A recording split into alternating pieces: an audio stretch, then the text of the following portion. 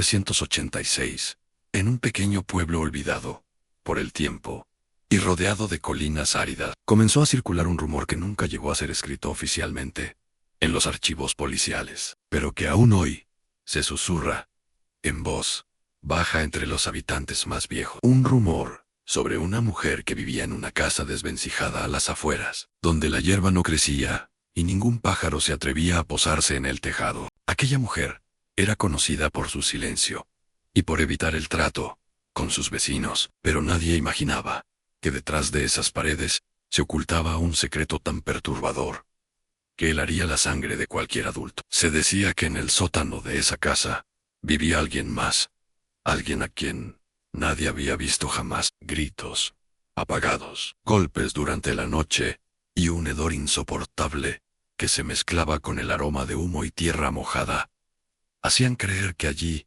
se escondía algo inhumano. Con el paso de los años, viajeros comenzaron a desaparecer en el camino que bordeaba la casa, y aunque el pueblo fue advertido, nadie sospechó que el origen de esas desapariciones no era obra de un asesino común, sino resultado de una creencia retorcida y desesperada. Este caso, envuelto en locura, superstición y un fanatismo oscuro, plantea interrogantes que estremecen. ¿Hasta dónde puede llegar una madre para proteger a su hijo? ¿Cuánto puede deformarse una mente cuando el miedo se convierte en religión? Hoy revelaremos cada detalle oculto, cada crimen, cada noche de terror y cada intento macabro de silenciar a quienes cruzaban su camino. Si quieres descubrir este misterio brutal hasta su último latido, acompáñame. Suscríbete, deja tu like y prepárate. Lo que escucharás a continuación no es para los débiles. La historia que estás a punto de conocer tiene sus raíces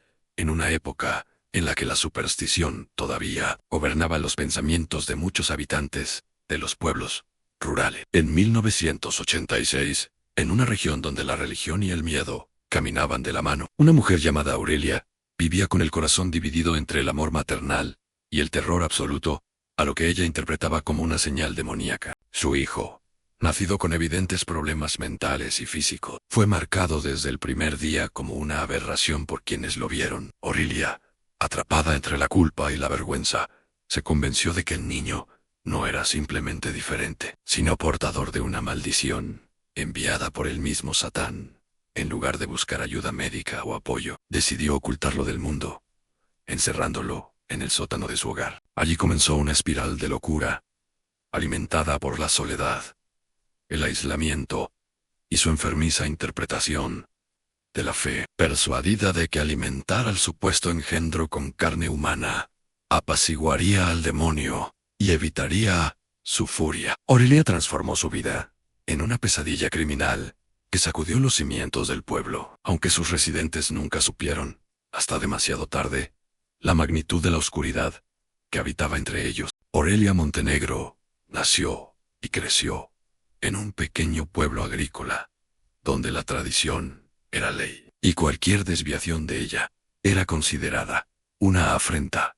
A Dios son sus padres, campesinos devotos. La criaron bajo un régimen de obediencia y temor religioso. Desde pequeña fue instruida para creer que todo sufrimiento era castigo divino y que los augurios malos podían venir disfrazados de eventos cotidianos. Esa educación rígida y supersticiosa moldeó su mente de tal manera que, al llegar la adultez, Aurelia no distinguía entre la realidad y las señales que pensaba que el cielo o el infierno le enviaban. Cuando se casó con Ernesto, un carpintero del pueblo, muchos consideraron el matrimonio como una unión ideal. Sin embargo, tras años conviviendo juntos, la relación se fue deteriorando. Ernesto era un hombre reservado pero amable, mientras que Aurelia, siempre nerviosa y temerosa, veía presagios negativos en cada contratiempo. Una cosecha fallida, la muerte de una vaca, o incluso un episodio de gripe eran interpretados como mensajes ocultos. Ernesto intentó calmarla en varias ocasiones,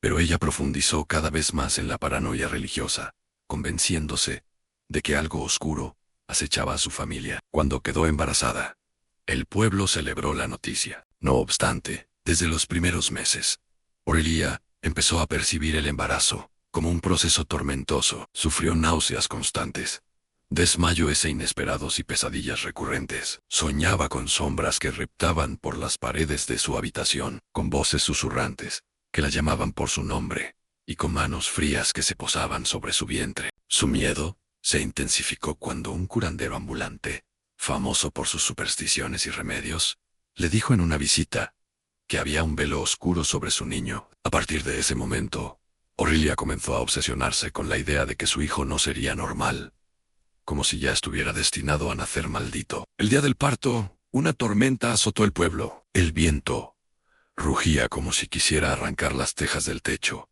y los truenos sacudían las ventanas de la casa. El parto fue largo y doloroso. La partera, una mujer mayor y experimentada, se encontró con complicaciones que nunca había visto. El bebé nació con llanto débil, rasgos asimétricos y movimientos convulsivos. Sus ojos no se abrían completamente, y su respiración era agitada. Los presentes quedaron horrorizados. La partera, aunque profesional, no pudo evitar santiguarse. En el suelo, envuelta en mantas, Aurelia vio a su hijo, y algo dentro de ella se quebró. En su mente, no acababa de dar a luz a un bebé, sino al presagio viviente de una condena. Los rumores comenzaron esa misma semana. Los vecinos hablaban en susurros, asegurando que aquel niño era el resultado del castigo por los pecados ocultos de la familia. Nadie se acercaba a visitarlos, y el cura de la parroquia, aunque trató de ser comprensivo,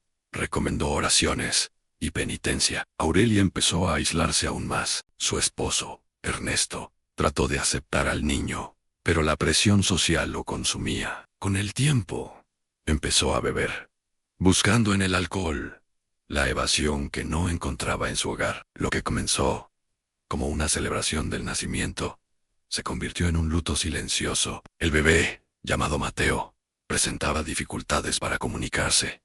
Lloraba constantemente y sufría episodios violentos. Su desarrollo físico y mental era lento y errático. Aurelia intentó cuidarlo al principio, pero cada vez que lo veía, algo en ella gritaba que ese niño no pertenecía al mundo de los vivos. Su mente, ya frágil, empezó a interpretar el llanto como insultos demoníacos y los espasmos como señales. Ernesto, desesperado por mantener la cordura, trató de convencerla de que buscaran ayuda médica en una ciudad cercana, pero Aurelia se negó con furia. Según ella, el niño debía permanecer oculto. Una noche, mientras Ernesto dormía, Aurelia bajó al sótano con el bebé en brazos. El sótano era húmedo, frío y oscuro, pero en su mente era el único lugar donde podía contener el mal que creía que su hijo encarnaba. Desde ese momento, Mateo dejó de ser un miembro de la familia a la vista de los demás. Aurelia lo recluyó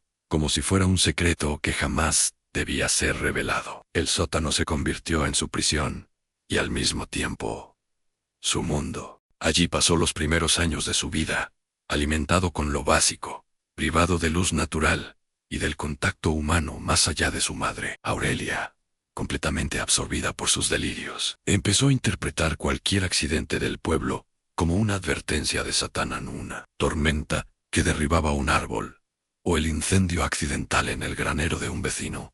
Era para ella la prueba de que el demonio exigía sacrificios. La muerte de Ernesto fue el punto de quiebre. Un día, fue encontrado sin vida en el bosque cercano, aparentemente víctima de un ataque al corazón. Sin embargo, Aurelia interpretó su muerte como una advertencia directa. Según su visión distorsionada, Satán estaba impaciente. Si no alimentaba al supuesto hijo maldito con algo más que comida ordinaria, la calamidad se extendería. Así nació la idea macabra: sacrificar viajeros. El pueblo estaba situado en una ruta secundaria, utilizada por caminantes y comerciantes ocasionales. Sus desapariciones podían pasar desapercibidas. La primera víctima fue un vendedor ambulante, que pidió agua. Aurelia lo invitó a pasar. Aunque su rostro reflejaba amabilidad, sus manos temblaban con ansiedad. Preparó un té y lo adulteró con un potente sedante que su esposo había guardado para tratar el insomnio. El hombre cayó inconsciente,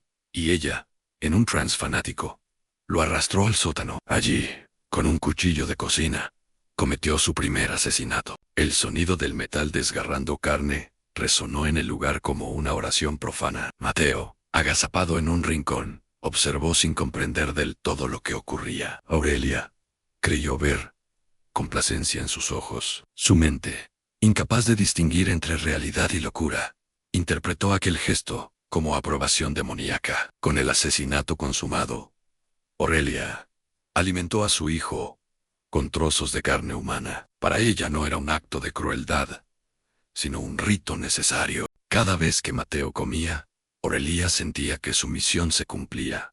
Con el paso del tiempo, perfeccionó su método. Utilizaba la noche como aliada y los días de tormenta para ocultar cualquier ruido. Su casa, aislada, se convirtió en un santuario del horror. Los viajeros seguían desapareciendo, pero al ser forasteros sin familia en el pueblo, nadie hizo preguntas. Solo los más supersticiosos, aquellos que alguna vez vieron luces extrañas o escucharon sonidos provenientes de su casa, comenzaron a temer el camino cercano. Aurelia, consumida por la locura, se convenció de que estaba salvando al pueblo. Creía que cada sacrificio era una ofrenda para evitar la muerte masiva, una pandemia o algún desastre sobrenatural. Su fe distorsionada la convirtió en verdugo. Mientras tanto, Mateo crecía sin conocer el mundo exterior. Ignoraba lo que significaba el sol, el viento o la compañía de otros niños. Su desarrollo mental se agravó por el aislamiento. Se volvió más agresivo,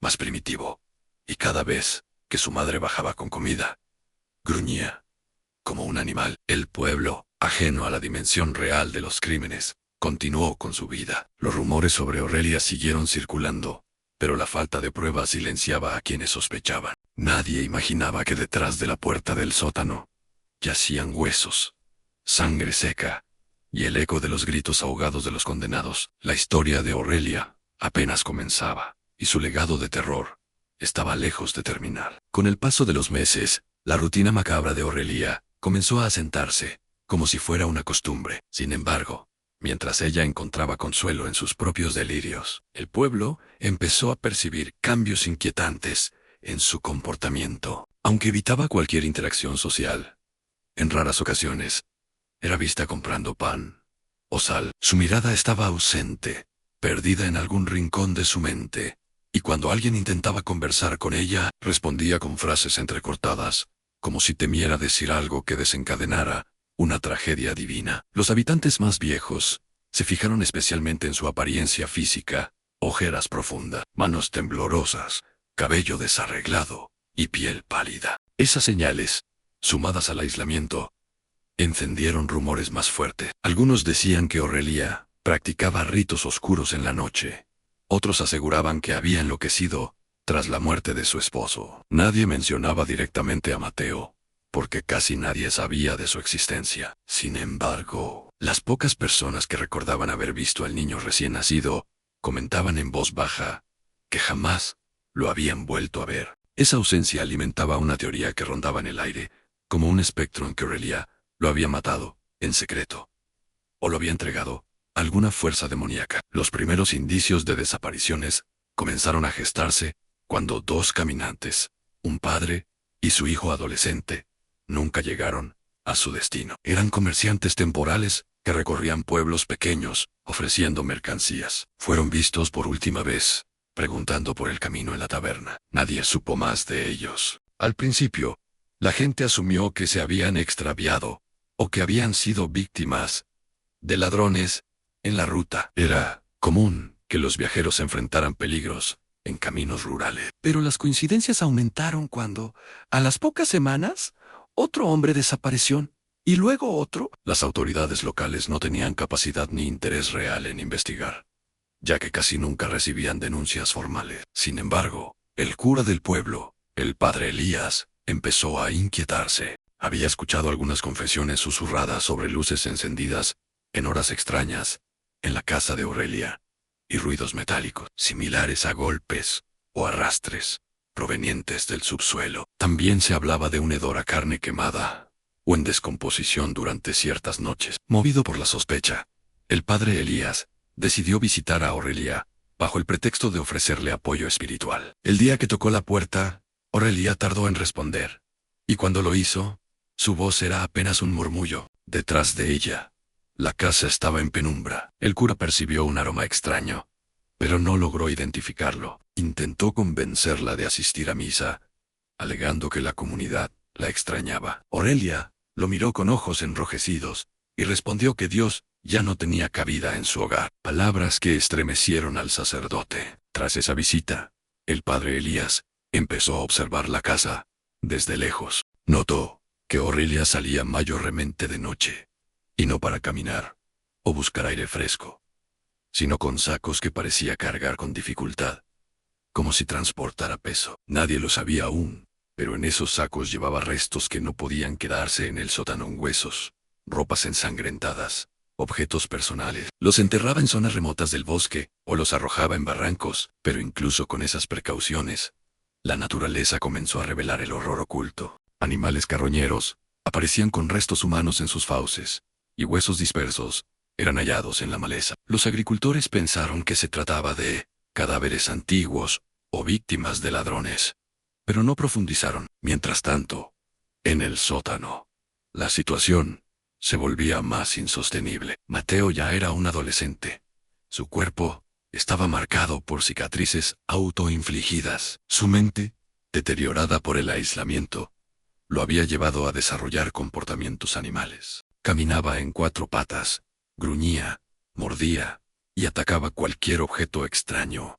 La luz lo cegaba. El simple resplandor de una vela lo hacía aullar. Aurelia, aunque aterrada, seguía confiando en su misión. Su mente deformada racionalizaba la violencia de su hijo como señal de que el demonio estaba complacido. Pero Mateo no conocía límites. En una ocasión, después de que Aurelia bajara al sótano con comida, él intentó atacarla. Sus uñas se clavaron en su brazo, rasgando la piel. Aurelia retrocedió asustada, pero luego sonrió. Interpretó la agresión como prueba de que su hijo no era humano, y que, por lo tanto, sus actos debían seguir siendo extremos. Decidió que si no aceleraba los sacrificios, algo peor ocurriría. Los crímenes se hicieron más frecuentes. Ya no se limitaba a viajeros. Una noche, durante una tormenta, una mujer del pueblo se perdió en el camino y pidió ayuda. Aurelia, dominada por el pánico y la compulsión, la atacó con un objeto contundente. El asesinato cayó como una maldición sobre el pueblo. 2 días después, el cuerpo mutilado fue hallado, parcialmente devorado por animales salvajes. La comunidad quedó aterrorizada. Por primera vez, los habitantes empezaron a pensar que algo siniestro estaba ocurriendo en su propio territorio. El alcalde, presionado por los vecinos, organizó una reunión para discutir el caso. Se decidió imponer toques de queda y se recomendó a todos evitar los caminos solitarios. El padre Elías sugirió que tal vez era hora de investigar a Aurelia, pero la falta de pruebas sólidas y el temor a acusar injustamente a una viuda lo detuvo. Aún así, él continuó observando desde la distancia, y sus sospechas se fortalecieron cuando vio a Aurelia encender fogatas en el patio trasero durante la madrugada. Mientras el pueblo se sumía en el miedo, Aurelia se hundía más en su delirio. Su fe distorsionada la llevó a crear rituales improvisados. Encendía velas negras, rezaba en latín incomprensible, pronunciaba plegarias de invocación sin saber su significado. Creía que cada asesinato fortalecía un pacto invisible que protegía al pueblo de calamidades mayores. Sus manos, antes temblorosas, ahora se movían con una precisión aterradora. Su cuchillo era su herramienta, y su cruz, cada vida arrebatada, era para ella un sacrificio santo. Pero aunque Aurelia había logrado mantener a Mateo oculto durante años, un acontecimiento inesperado comenzó a desmoronar su secreto. Una de las víctimas llevaba una carta en el bolsillo. Era para su esposa, con instrucciones sobre su regreso. Esa carta cayó de manos de Aurelia durante el traslado del cadáver y fue encontrada por un niño que jugaba en el bosque. El papel, manchado de sangre, desató el pánico. Finalmente, la comunidad entendió que las desapariciones no eran casualidad. La tensión alcanzó su punto máximo cuando los perros de caza de un granjero rastrearon el olor de cadáveres hasta la casa de Aurelia. Aunque no pudieron ingresar, El simple hecho de que ladraran desesperadamente frente a la puerta principal encendió alarmas entre los vecinos. Las sospechas se convirtieron en miedo, y el miedo en paranoia. Nadie quería admitirlo, pero todos sospechaban que Aurelia escondía algo monstruoso. Sin embargo, lo que nadie podía imaginar era que el verdadero monstruo no era ella, sino lo que había crecido en el sótano. Mateo comenzó a desarrollar una fuerza física inusual. Al no estar limitado por el razonamiento humano, sus instintos animales se volvieron más peligrosos. En una de las noches más frías del invierno, intentó escapar. Golpeó las paredes con violencia, dejando marcas profundas. Aurelia, aterrada ante la posibilidad de que su secreto saliera a la luz, reforzó la puerta del sótano con tablas y cadenas, pero su miedo ya era insoportable. Era consciente de que no podría contenerlo para siempre. Lo que comenzó como un acto de protección había evolucionado en una prisión donde madre e hijo estaban atrapados. Aurelia ya no tenía dominio sobre su propia creación. El sótano se había convertido en un santuario del horror, y la casa en una tumba en potencia. El pueblo estaba al borde de descubrir la verdad, y Aurelia, en su delirio, creía que solo un sacrificio final podría evitarlo. Las sombras se habían alargado demasiado. El destino se acercaba, y el infierno estaba a punto de abrirse paso a través de la puerta del sótano. El invierno de 1986 fue uno de los más crueles que el pueblo había vivido en décadas. Las heladas cubrían los campos al amanecer, y el aire cargado de humedad hacía que las noches parecieran interminables. Ese clima implacable fue el telón perfecto para las sospechas crecientes alrededor de la casa de Aurelia. La gente evitaba pasar por el camino cercano, como si el viento que soplaba allí transportara algo más que frío, como si arrastrara susurros y lamentos atrapados entre los árboles desnudos. El miedo crecía, y con él, la necesidad de respuestas. El padre Elías, profundamente preocupado, decidió hablar con el alcalde nuevamente. No podía ignorar el cúmulo de indicios a las desapariciones, los restos encontrados, los perros ladrando sin descanso frente a la propiedad de Aurelia, y la carta ensangrentada. El alcalde, aunque reacio, aceptó tomar medidas. Organizaron un grupo reducido para vigilar la casa desde lejos, con la esperanza de descubrir algo que justificara una inspección oficial. Sin embargo, la prudencia se mezcló con el temor, y durante semanas nadie se atrevió a cruzar la cerca que delimitaba la propiedad. La figura de Aurelia se volvió aún más espectral. Durante ese tiempo, salía apenas unas horas antes del amanecer, cubierta con una capa negra, y regresaba aliviada al ver que la casa permanecía en silencio. Sin embargo, en el interior, el caos se intensificaba. Mateo, ahora más fuerte y violento, golpeaba las paredes del sótano y gritaba de manera desgarradora. Sus sonidos se hicieron tan intensos que en noches de viento tranquilo, algunos vecinos aseguraban escuchar rugidos o chillidos provenientes de la casa. Aunque nadie quería admitirlo en voz alta, comenzó a correr una teoría escalofriante, que la viuda escondía una criatura o algún espíritu maldito. Aurelia sabía que el tiempo se agotaba. Cada golpe, cada intento de escape de Mateo, acercaba más la posibilidad de que el pueblo descubriera el horror de su sótano. Pero en lugar de detenerse, su mente, perturbada, se inclinó hacia la idea de un sacrificio mayor. Estaba convencida de que el demonio exigía un último acto para sellar la maldición y protegerla. Creía que si ofrecía la vida de alguien conocido en el pueblo, un sacrificio de sangre que no fuera un desconocido, el pacto quedaría asegurado para siempre. Esa idea, macabra y desesperada, germinó en su mente como una semilla venenosa. Mientras tanto, el padre Elías decidió actuar por su cuenta. En una noche silenciosa y sin luna, se acercó a la casa, armado solo, con una linterna y un rosario. Se escondió detrás de un viejo roble, observando la vivienda en busca de señales. Después de un par de horas, vio a Aurelia salir con uno de sus sacos. Su paso era rápido y nervioso. El cura la siguió desde lejos hasta un barranco. Allí la observó lanzar algo al vacío. Escuchó el sonido de huesos golpeando las rocas. Su corazón se detuvo. Ya no podía negar lo que había sospechado. Ana Aurelia estaba involucrada en algo monstruoso. Sabía que no tenía pruebas suficientes para acusarla formalmente, pero también sabía que no podía dejar que aquello continuara. Al día siguiente, reunió a un pequeño grupo de hombres de confianza. Les habló de lo que había visto, sin entrar en detalles que pudieran ser considerados exagerados o supersticiosos. Les pidió que, si volvían a ver actividad sospechosa, lo acompañaran para confrontar a Aurelia. 5 hombres aceptaron, entre ellos Salvador, un agricultor fuerte y con fama de valeroso. Decidieron esperar al momento oportuno para entrar en la casa. No querían provocar una escena pública, pero tampoco dejar que otros murieran. El momento llegó más pronto de lo que imaginaban. Una semana después, una joven del pueblo llamada Rebeca desapareció. Había salido de casa para llevar pan a su abuela, pero nunca llegó. El camino que debía recorrer pasaba cerca de la casa de Aurelia.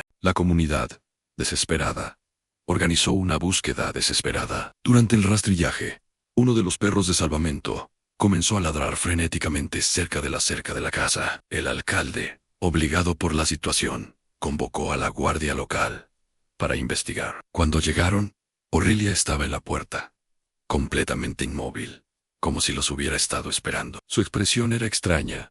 No parecía sorprendida ni asustada, sino resignada. El padre Elías, viendo una oportunidad crucial, exigió que se les permitiera entrar. La guardia dudó, pero al ver la tensión en el ambiente y la presión de los familiares de Rebeca, aceptaron registrar el lugar. La casa por dentro estaba en penumbra, con cortinas cerradas y muebles cubiertos de polvo. El olor era nauseabundo. Algunos hombres comenzaron a toser y cubrirse la nariz. El padre Elías notó marcas de arrastre en el piso. Las siguió con la mirada hasta una puerta de madera en la cocina. Estaba asegurada con un candado y grandes tablas clavadas.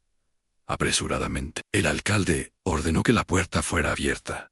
Aurelia suplicó con voz quebrada que no lo hicieran. Dijo que no entendían lo que estaban a punto de liberar, pero sus súplicas solo aumentaron el terror colectivo. Los hombres rompieron las tablas a hachazos. Cuando el candado cedió, un hedor insoportable brotó del sótano. El aire que ascendió era denso y putrefacto. El primer hombre que bajó apenas alcanzó los primeros escalones cuando retrocedió horrorizado, vomitando. La linterna iluminó una escena indescriptible.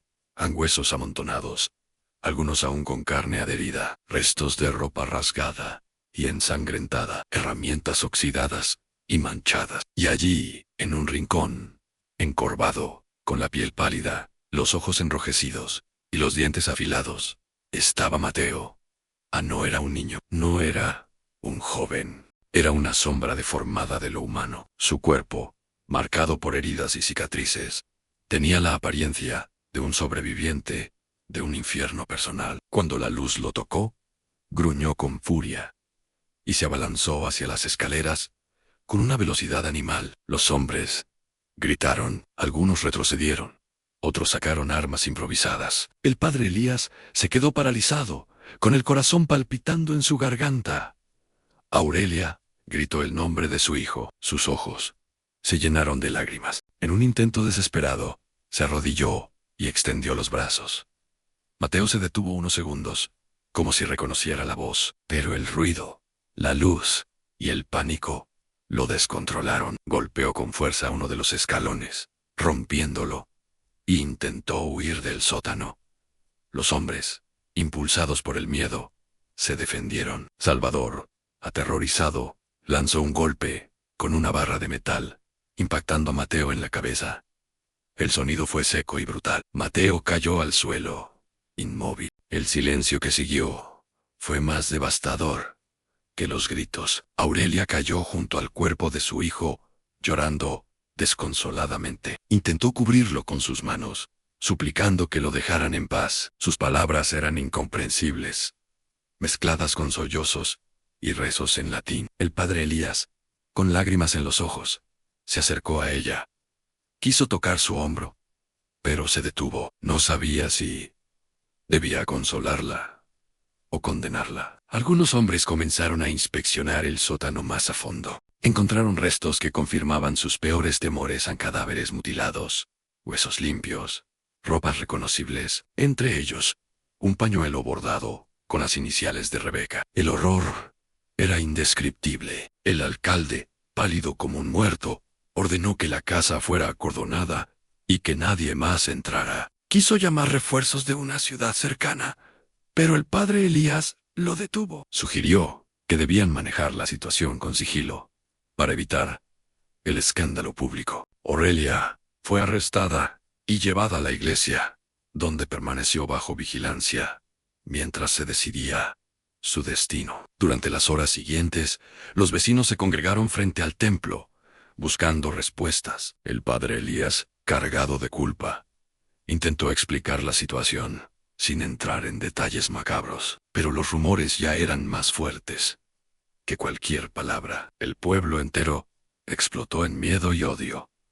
Algunos querían linchar a Aurelia, otros exigían que fuera entregada a las autoridades. El cura, sin embargo, creía que su mente estaba profundamente enferma. Más que una criminal, era una víctima de sus propias pesadillas. Durante la noche, encerrada en una sala pequeña, Aurelia susurró oraciones y maldiciones. Afirmaba que el demonio tomaría venganza por la muerte de Mateo.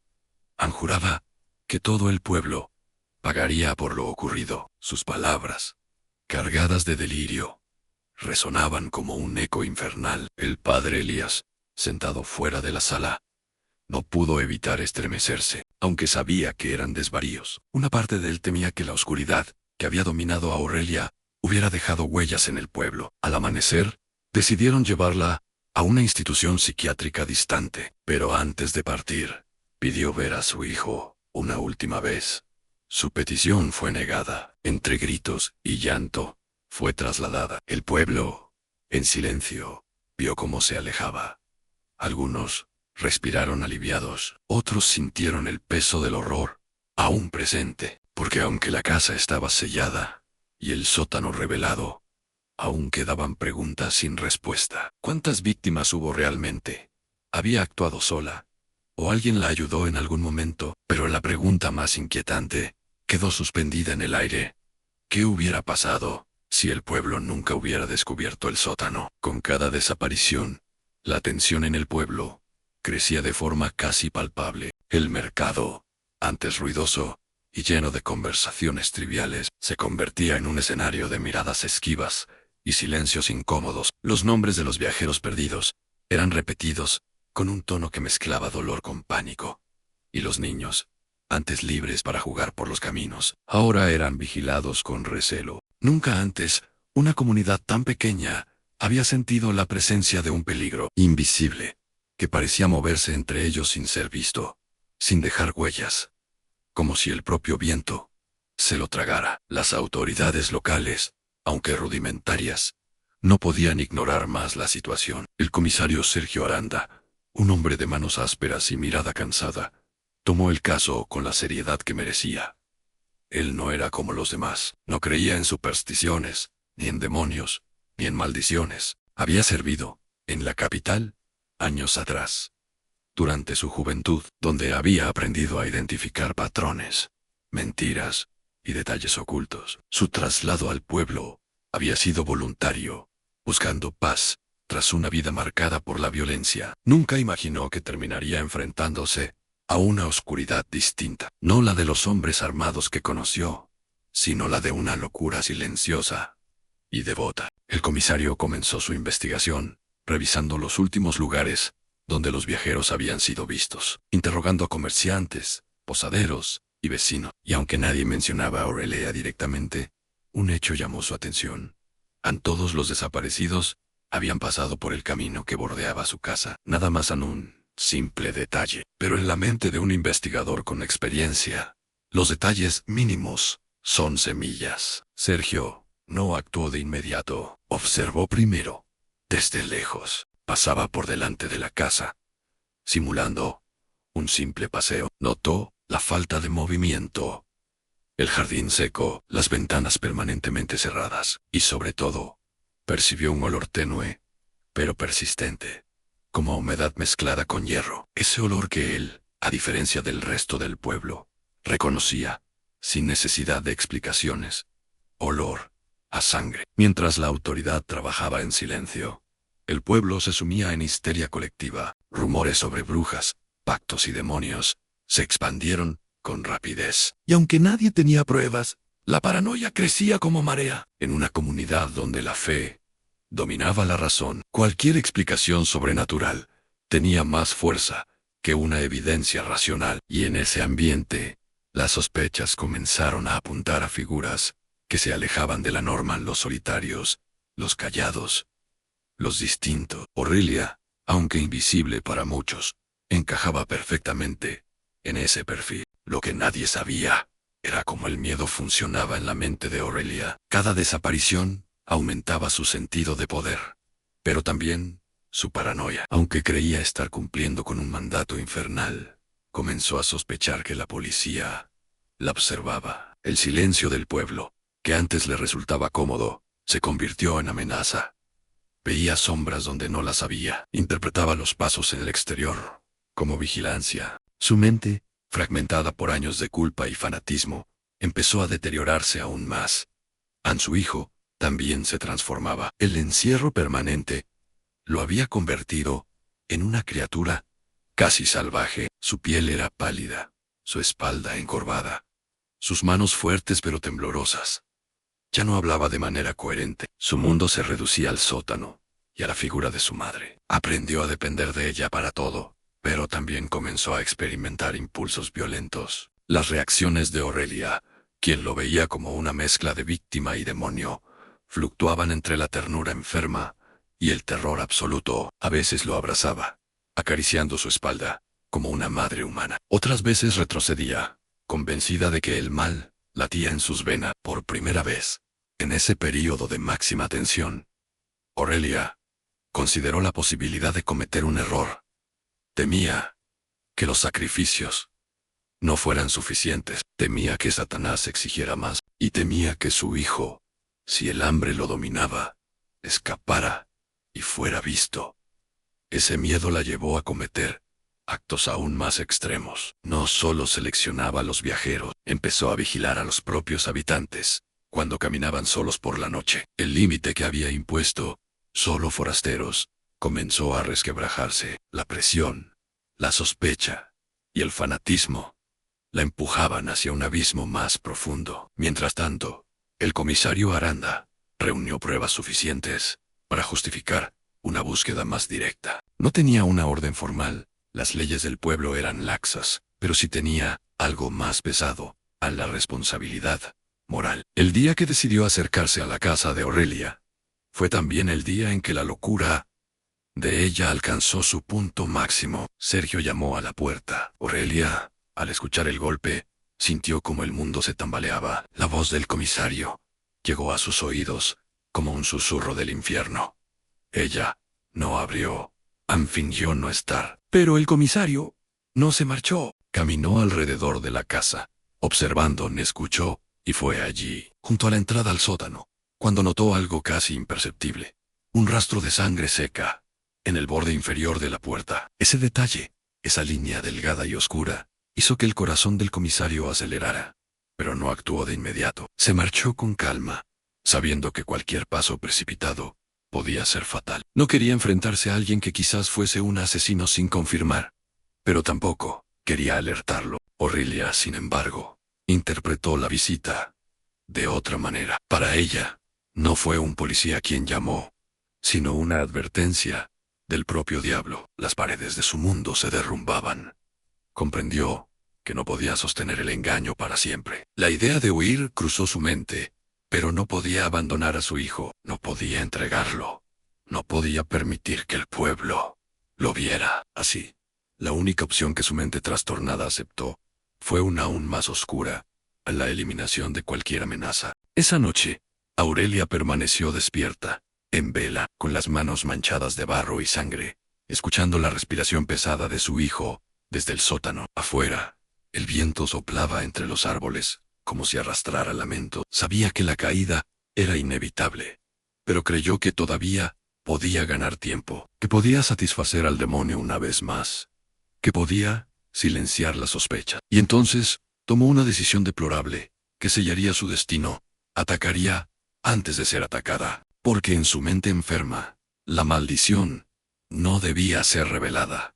Debía proteger al pueblo del demonio, aunque el demonio fuera ella misma. El comisario Aranda sabía que el tiempo era su peor enemigo. Cuanto más se demorara, mayores eran las posibilidades de que otro viajero desapareciera o, peor, de que algún poblador cayera víctima del misterio que se cernía sobre el pueblo. Pero Sergio también era consciente de que acusar sin pruebas sólidas podía convertirlo en objeto de burla o, incluso, en blanco de la ira colectiva. En lugares pequeños, señalar a alguien sin motivo era peligroso. La reputación era una especie de moneda sagrada. La duda podía convertirse en caos. Por eso, durante días, observó a distancia. Notó los patrones en los horarios de Aurelia, su costumbre de salir al anochecer, cuando las sombras ocultaban sus movimientos, sus visitas rápidas al bosque cercano, siempre cargando algo envuelto en trapos oscuros. Su forma de evitar cualquier interacción humana. Cada detalle sumaba una pieza más al rompecabezas. Sin embargo, había algo que Sergio no podía comprender en el motivo, que impulsaba a una mujer aparentemente frágil a cometer actos tan calculados. Una madrugada, decidió seguirla. Caminó sigilosamente, manteniendo la distancia justa para no alertarla. Aurelia avanzaba entre los árboles, con pasos tímidos pero decididos, como quien cumple un ritual conocido. Al llegar a un claro, desenterró algo de la tierra húmeda. Sergio, horrorizado, descubrió que eran restos óseos tan pequeños anfinos. Parecían pertenecer a animales, pero entre ellos había fragmentos que no se correspondían con ninguna criatura del bosque. Había visto suficientes escenas violentas en su pasado para saberlo. Eran humanos. Ese hallazgo fue la gota que colmó el vaso. Al amanecer, Sergio notificó a 2 ayudantes. No podía esperar refuerzos de la capital, pues llegarían días después, y para entonces podía ser tarde. La intervención debía ser inmediata. No buscaba enfrentarse a Aurelia en un duelo físico. Su objetivo era registrar la casa, obtener pruebas irrefutables y proceder según la ley. Él creía en la justicia, no en la venganza. Pero Aurelia, presa de una paranoia imparable, ya había percibido el riesgo. Su hijo llevaba 3 días sin recibir alimento suficiente, y sus gritos retumbaban en el sótano, reclamando aquello con lo que había sido criado casi toda su vida. La mujer se movía por la casa como una sombra, murmurando plegarias distorsionadas que apenas eran comprensibles. Tocaba las paredes, como si pidiera orientación a fuerzas invisibles. El miedo la asfixiaba. La mañana en que el comisario llegó, con una orden informal para registrar la vivienda, la encontró en un estado deplorable. Los ojos de Aurelia estaban hundidos en sus cuencas. Su ropa estaba manchada de tierra y sangre seca. Al verla, Sergio se dio cuenta de algo inquietante. No estaba frente a una asesina fría y calculadora, sino ante una mente rota, devastada por años de terror autoinducido. Sin embargo, la ley no podía distinguir entre la locura y la maldad. Si había víctimas de por medio, el comisario anunció su intención de entrar. Aurelia retrocedió, anegó con violencia, vociferó palabras inconexas. No abran esa puerta, no entenderán, es para su bien. Su voz era mezcla de súplica y amenaza. Los ayudantes se posicionaron, listos para forzar la entrada si era necesario. Fue en ese preciso instante cuando un golpe brutal resonó desde el sótano. Un grito inhumano agudo, en puro sufrimiento. Sergio, impulsado por la urgencia, destrozó el cerrojo. La puerta cedió. El olor que emergió de aquel agujero oscuro golpeó al grupo como un puño. Una mezcla de putrefacción, sudor, heces y sangre que llevaba años acumulándose en ese espacio cerrado. Los ojos del comisario tardaron en adaptarse a la penumbra, pero cuando lo hicieron, lo que vio lo dejó sin aliento. Allí, acurrucado en un rincón, estaba el hijo de Aurelia, una figura huesuda, deformada, con la piel pegada al hueso. Sus manos eran garras afiladas, sus ojos, grandes y desorbitados, no parecían pertenecer a un ser humano. Gruñía, como animal enjaulado, No hablaba, no razonaban, solo existía, en función del hambre y la oscuridad. Las cadenas en sus pies y muñecas oxidaban su piel. En ese instante, algo se rompió en Aurelia.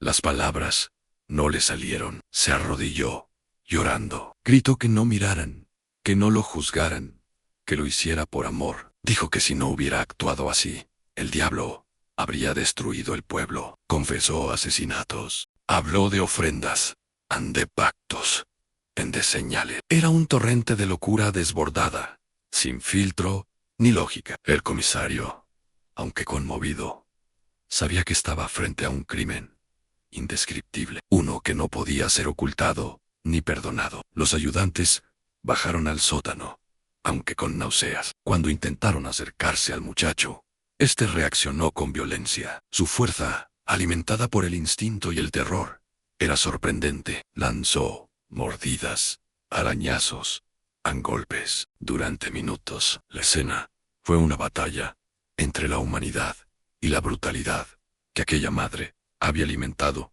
durante casi 2 décadas. Sergio, en un acto difícil y profundamente humano, ordenó detener al joven sin dañarlo. No podía matarlo, no podía permitir que el horror se repitiera. El objetivo era rescatarlo. Pero, para Aurelia, esa acción fue interpretada como la destrucción final de todo su sacrificio. En un grito desgarrador, tomó un cuchillo de la mesa cercana y se lanzó. El comisario reaccionó instintivamente. Un forcejeo breve y brutal terminó con Aurelia en el suelo. El arma cayó. Sus manos intentaron aferrarse al vacío. Con la voz rota, dijo sus últimas palabras, con un hilo de esperanza. Enferman, lo hice. Por ustedes, por todos. Y exhaló. El silencio posterior fue como un manto. Los ayudantes se quedaron inmóviles. El hijo, encadenado, lloró como una criatura indefensa. El comisario, con el alma devastada, entendió que ese caso no era simplemente la historia de una criminal, sino un espejo perturbador del daño que la superstición y el miedo podían causar.